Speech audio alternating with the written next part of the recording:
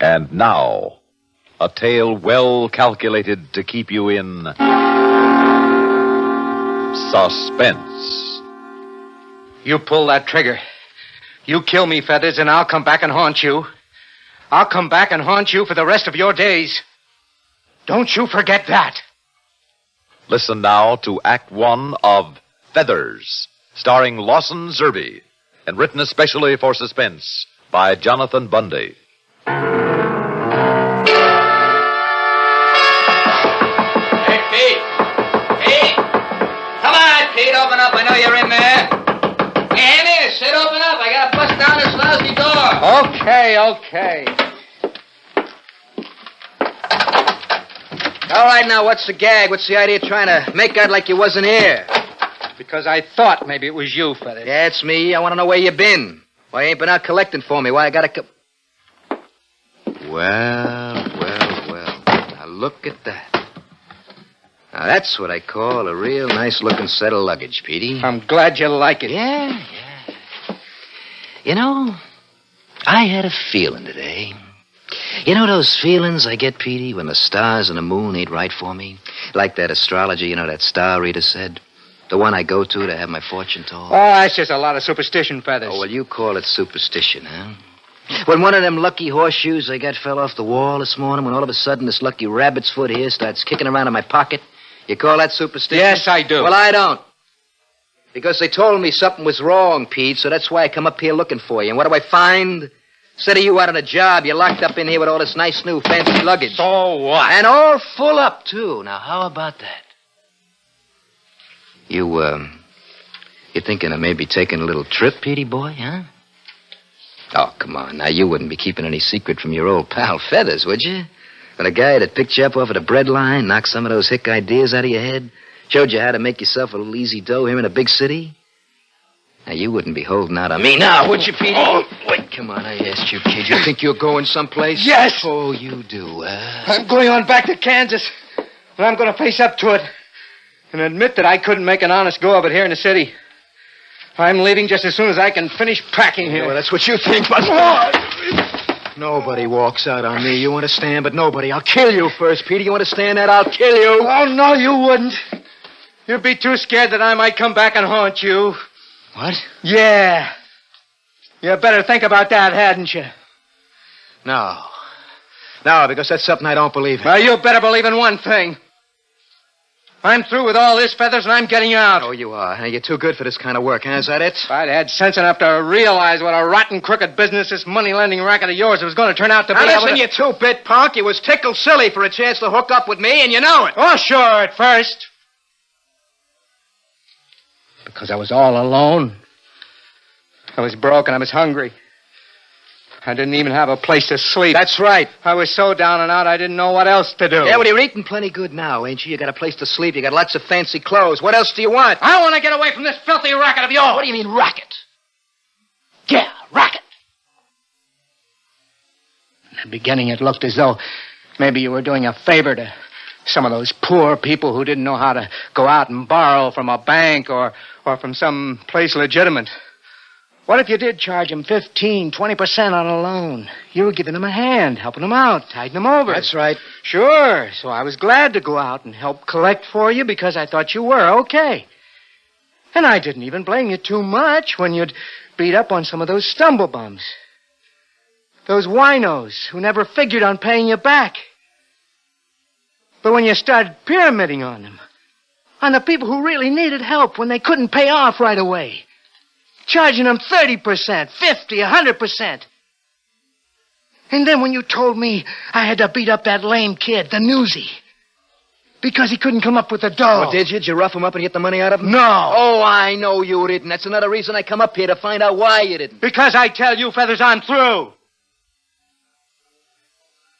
I'm going on back home where I can live it decent again. That's where you're wrong, Petey.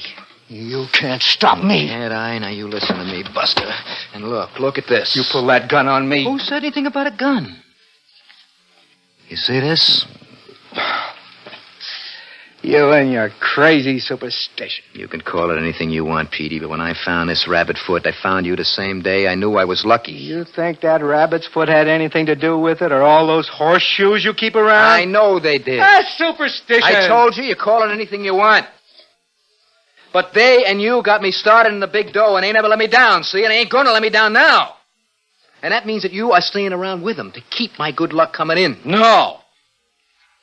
Now get out of here so I can finish packing up and leave. Now, wait a minute. Back to Kansas, huh? Yes, or maybe of course. down to the DA's office, Wow, huh? Because wait you a got minute. wind that he's investigating this racket all over town. You heard about No, that? no, That's it, no, huh? no. That's it. So maybe you thought that you'd get out by turning schooly, huh? No, I never even thought of it. No, but now you're thinking about it, ain't you? Oh, yeah, I can tell just by looking at that silly map of yours. Oh, you're crazy. I'm getting out of here, and it's all right now. So if you'll just... What? You better put down those bags, Petey. Put away the gun, Feathers. Get out of my way. You hear me, Buster? You're staying right here. Feathers, you pull that trigger. You think I wouldn't? You pull that trigger. You kill me, Feathers, and I will come back and haunt you. I'll come back and haunt you for the rest of your days. Now, don't you forget that. Now, get out of my way. Oh, you want it, don't you? You're really asking for it. You think maybe you could scare me, don't you? Well, you can't, because you ain't leaving here. Now, you sit down them bags, and you listen to me. You hear me set them down. Now, I warned you, Petey. Out of my way. Oh, no, you don't. Swing on me again, Feathers. I bet I will. No, you won't. Oh, I might have known. That was the only kind of language a crook like you would understand.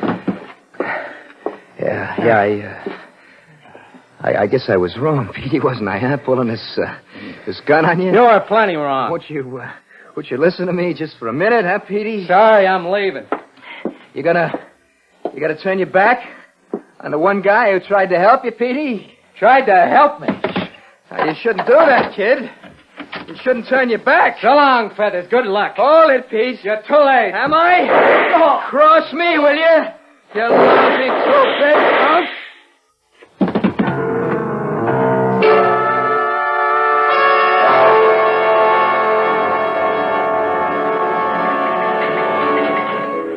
So, figure it out, Gilroy. Either we pin this murder in Feathers Grogan, or the press and radio and all the civic groups start tearing into us again. And you know what that means. There'll be a shake-up in this police department we'll never live down. So if you want to keep on eating regular, you better get busy and slap it on them. I know, Captain, but the only evidence we have against them is circumstantial. If it wasn't for that usury charge, we wouldn't be able to hold them at all. Yeah, and the way these soft-hearted juries have been behaving lately, we'll be lucky if they don't let them off on probation. No, Gilroy. Somehow we gotta pin this murder on him and once and for all put him where he belongs. But how, sir? And the only one who actually saw the murder happens to be very, very dead. Yeah. Too bad this isn't the old days when you could beat the truth out of a punk like that. Well, now, you're not suggesting, are you, Captain? No, I'm not suggesting. Just keep on it, Gilroy, and keep me posted. Yes, sir. Oh, Captain. Yeah? If you should happen to get any ideas... Don't worry, I'll pass them on to you. Yes, sir. I'm sorry, mister. Sorry. Quite all right. Captain Nichols? Nichols here. Right over there at his desk. Oh, thank you. Yeah. Well, okay, put them on. Well, good morning, Commissioner. How are you this morning? Yeah. Oh, well, we're making progress, sir, and we... Well, no, we haven't, but I've assigned Lieutenant Gilroy to the case, and I'm sure... Oh, yes, sir, of course I am. Yes, sir. But until some tangible evidence, Yes, sir. Yes, sir. Yeah, I know, sir. Yes, sir. Yes, sir. Yeah. Well, young man. Captain Nichols? Look, I'm afraid I'm pretty busy right now, so if it's something that can... Good Lord. Weldon! Yes, sir. Peter Weldon, but you can't be. I saw you lying there in the morgue myself. I even ordered your burial. You're dead. Oh, no, Captain. my brother. And we have half of this department out trying to... What was that? It was my brother you saw. Your brother? Yes, sir. Peter. The one who was murdered. Oh, brother. Oh. Yes, sir. My name is Richard. Richard Weldon. Yeah, I said, well, you sure gave me a shock, Mr. Weldon. I'm sorry. Oh, that's all right, that's all right. But so help me, when I turned away from this phone and I saw you standing here, I... So you're, Peter Weldon's twin, huh? No, sir. Peter was a year and a half younger, sir, but I guess we've always pretty closely resembled each other since we've grown up, I mean. Resembled? It's uncanny. Well, I suppose you've come to see me in regard to Peter's death. Sit down, please. Thank you. Yes, I read about it in the papers out in Chicago. That's where I live. Well, we didn't know of any relatives, Mr. Weldon, or of course we'd have notified you. Have you been able to find the man who killed my brother? Well, let's say we're working on it. Well, perhaps I can be of some help to you. Oh? Well, just how much do you know about the case? Well, only what I read in the papers, sir, but then I got some letters from Peter recently. Yeah? Yes, you see, after leaving the old farm out in Kansas after our parents died, Peter and I went to Chicago, where I live now. Yeah? You see, Peter had never finished his education, Captain, so he had a kind of rough time of it. I mean, one job after another and never really getting anywhere, so...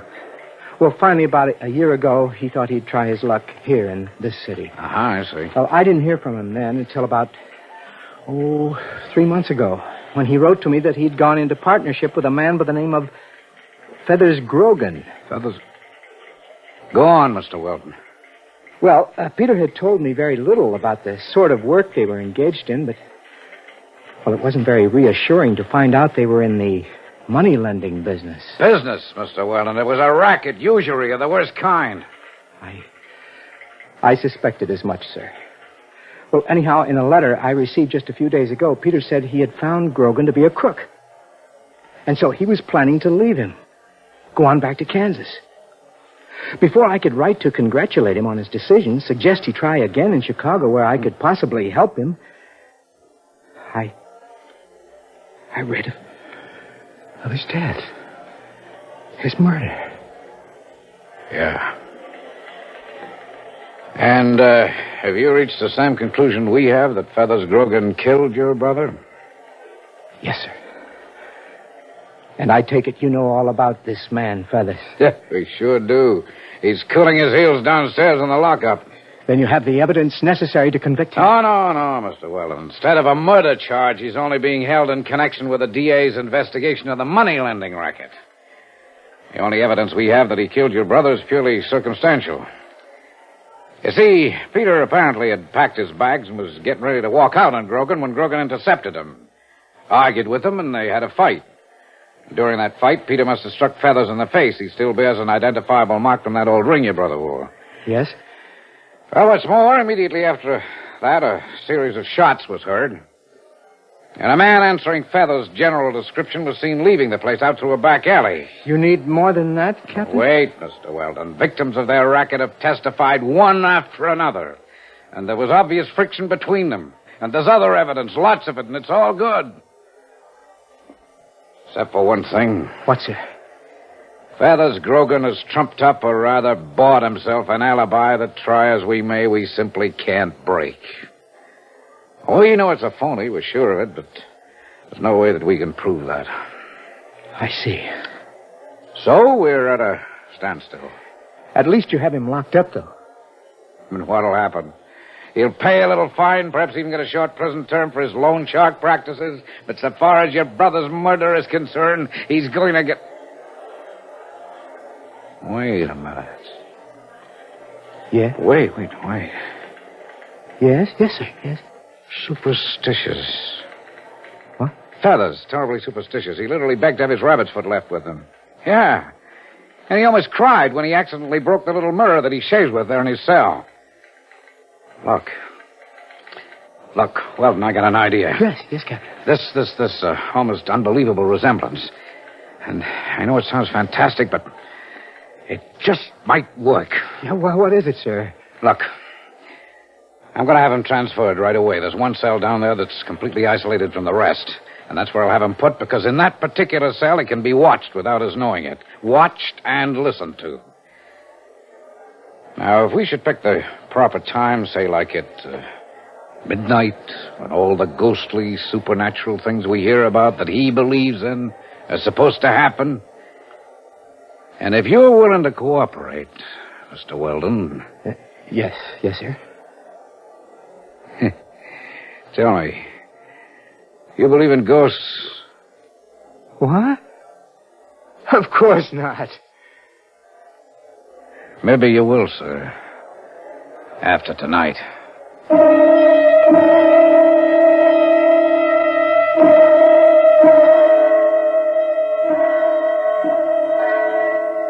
right, now you have enough light in here, Brady, so we can get everything Grogan says down shorthand? Yes, sir, Captain. Plenty of light. Gilroy?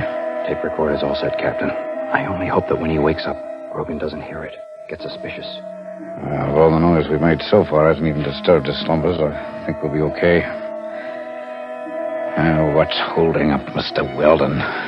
He called me from his hotel and said he'd be here at the stroke of midnight. It's now all... Here it comes. Yeah. Holy mother. But look at him, Captain, so help me. He looks more like Pete Weldon than Pete himself did before we buried him, even the clothes. Yeah, I know. Quiet now. All right. Start the tape recorder, Gilroy. Right, sir.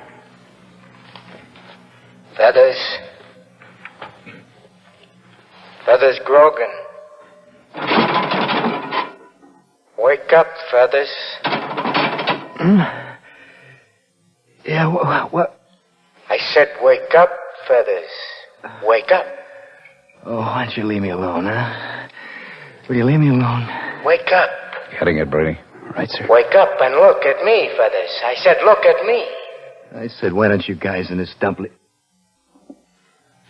Pete Weldon. That's right. I said I'd come back, didn't I? No, get out of here. Go away and leave me alone. You're a ghost. Never, Feathers. Never will I leave you alone. Listen. You gotta listen to me, please. It's no use, Grogan. I'll haunt you to the end of your days. No. Everywhere you look, you'll see me. Do you understand? Forever. Unless you tell them what you did to me. Tell them? Yes. Unless you tell them. Confess. But I can't. I tell the cops how I killed you, they'll burn me for it. That's right. Burn you. Justice. Pete, I didn't mean to kill you. Honest, I didn't. I only wanted to scare you, Pete. I was afraid you were going to squeal to the DA so you could clear yourself when they caught up with me the way they done. No, Feathers. Honest, Pete, I only meant to scare you. You gotta believe me, see? No, Feathers, that's a lie, and you know it. Because you didn't know I was planning to walk out on you. You went to my room for another reason. To kill me. So there'd be no more split of the profits. Well, didn't you? Hadn't thought of that. Answer me. Could be, Captain. Isn't that the way it really was? How? Feathers? How did you know that? In my present form, I know many things. Confess, Feathers, confess. All right. That's the way I done it. That's why I killed you. So now will you leave me alone? I told you, stop haunting me this way. Will you leave me alone? Get it out of here! Somebody help! Get this thing out of here before... Looks to me like he's passed out, Captain. Yeah, right, Captain. Okay. You boys have it all down? Yes, sir. Sure have. Yeah, me too. All right, then come along back to my office so you can transcribe your notes, Brady, and we can thank Mr. Weldon for his pretty astonishing impersonation. Boy, he sure did the trick. If Grogan doesn't sign this confession. Yes, sir, Captain. In that dim light there in Grogan's cell, Mr. Richard Weldon looked so much like a ghost. He even sounded like one. Believe me. Boys, I'm free to admit it almost startled me for a minute there. in spite of having planned the whole thing. I thought maybe my plan had caught up with my imagination and yours. The way that Grogan's conscience caught up with him. Well, you're going to see the fastest confession on record. And if he hesitates, all we have to do is play back the tape recording. I'll say this, it'd scare me into signing almost anything. Here we are now. You can use that typewriter in the corner, Brady. All right, sir. Sit down, Gilroy. Yes, sir. I'll tell you this, sir. What? This is sure going to help to get the commissioner off our necks for a change. Yeah. And all thanks to Mr. Richard Weldon for the way he carried off his end of things, huh? Which reminds me, I wonder what gave him the idea for the real reason Grogan killed his brother. How could he have known that, huh? What I wonder is where he is. Do you suppose he got lost trying to find his way up here to your office? Oh, I thought he'd be up here waiting for us. Hope he didn't just go on back to the hotel. Maybe I'd better go downstairs and take a look for him. Yeah, good idea. Also, maybe you better look in on Grogan and make sure he's recovered from his little fainting spell. Yes, sir. You want me to take that? No, I'll get it. Hold it, my Brady, will you? Yes, sir. Nichols here. Captain Nichols? Yeah? This is Richard Weldon. Yeah, I know. Say, where'd you go to, Mr. Weldon? We were just about to go down to look for you. I'm sorry, Captain. I'm terribly sorry.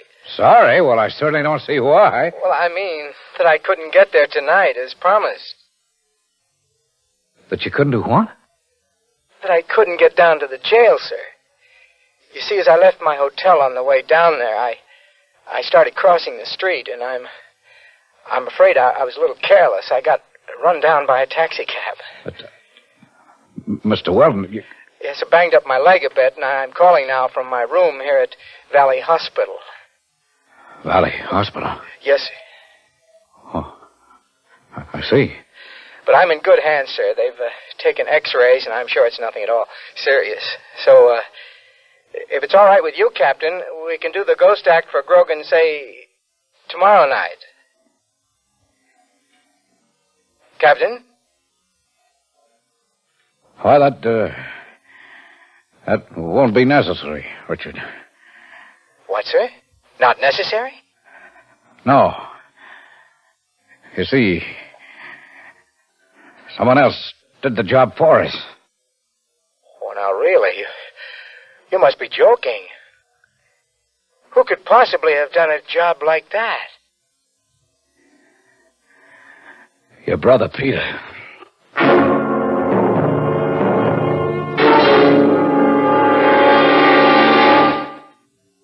Suspense. You've been listening to Feathers, starring Lawson Zerbe and written especially for Suspense by Jonathan Bundy. Suspense is produced and directed by Bruno Zerato Jr., music supervision by Ethel Huber. Featured in tonight's story were Ian Martin as Captain Nichols, Robert Reddick as Feathers, John Thomas as Lieutenant Gilroy, and Bill Mason as Sergeant Brady. Listen again next week when we return with 2461, written by George Bamber. Another tale well calculated to keep you in suspense. Phil Rizzuto's Sports Time scores with the fans Monday through Saturday on the CBS Radio Network.